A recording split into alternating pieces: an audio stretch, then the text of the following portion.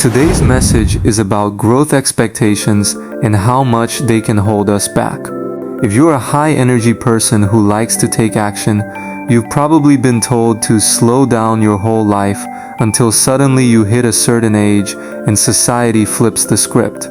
Now, people act like you aren't moving fast enough. Do you feel that weight? It's like an invisible clock in your head saying you should have this much money, this much emotional stability, or this specific life plan by now. When you don't, you feel like you're failing, but you aren't a product in a factory. You're a human. Growth isn't a straight line. We're taught that growing up is a straight line. School plus job equals success. But real human growth is episodic. We grow through catalyst events. You might feel stuck at the same level for 3 years, and then boom, one breakup, one new passion, or one life-changing moment hits, and you grow more in a weekend than you did in 10 years. Society doesn't care if you spent your 20s healing from hard times, or if your brain works differently. Neurodivergence. When we ignore these factors, we end up with a world of burnt-out people pretending to be grown when they're actually just exhausted. Maturity versus growth. Mental maturity. This is how you handle the real world bills, logic, and social rules. Spiritual growth. This is your inner world, your empathy, your boundaries, and how well you know yourself. You can be a soul that is very old and wise, but because you struggle with boring societal routines, people might call you immature. To a banker, maturity is a credit score. To a healer, it's how you handle your anger. Which one are you focusing on? Learning through doing. Some people learn by reading the instructions. Others, the fire starters, learn through friction. We have to touch the stove to know it's hot. We have to make the mistake to really learn the lesson.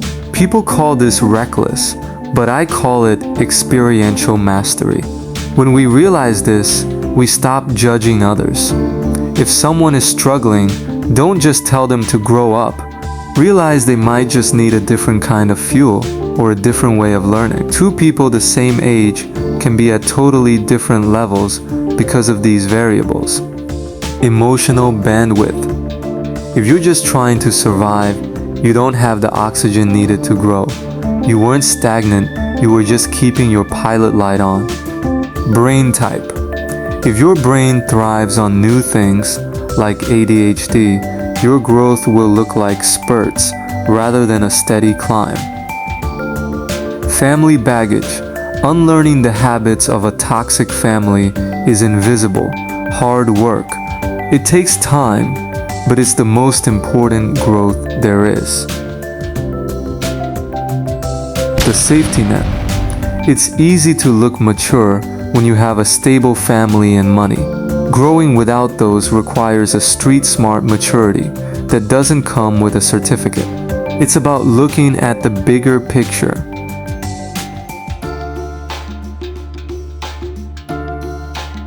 I had an ex who really hurt me with her behavior. She went to therapy, but she still couldn't improve. Eventually, I realized she wasn't a bad person. She was just mentally much younger than her actual age. Being an adult is a set of skills. Communicating when it's uncomfortable, caring for others, and understanding people deeply. If you find yourself at a higher level of awareness, try to be patient. We are all children at something until we learn. And we will always be dumb at something. So stop comparing your internal level 10 to someone else's external level 10. Growth isn't a race to the finish line, because the finish line is the end of life. The goal is continuous growth in the amount of collective love that you will leave behind when you're gone. When you stop pretending to be grown and you start being authentic to your current level, that's when you can make faster progress and connect with people at a deeper level. Your growth is allowed to be loud, slow, quiet, or messy. It's allowed to happen at its own speed.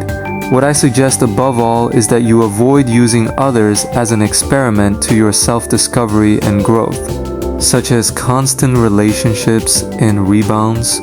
Otherwise, you can leave a trail behind of people you've hurt unnecessarily. I hope that helps. If it did, allow me to help you further by subscribing. This has been Sun's Shadow. Much love.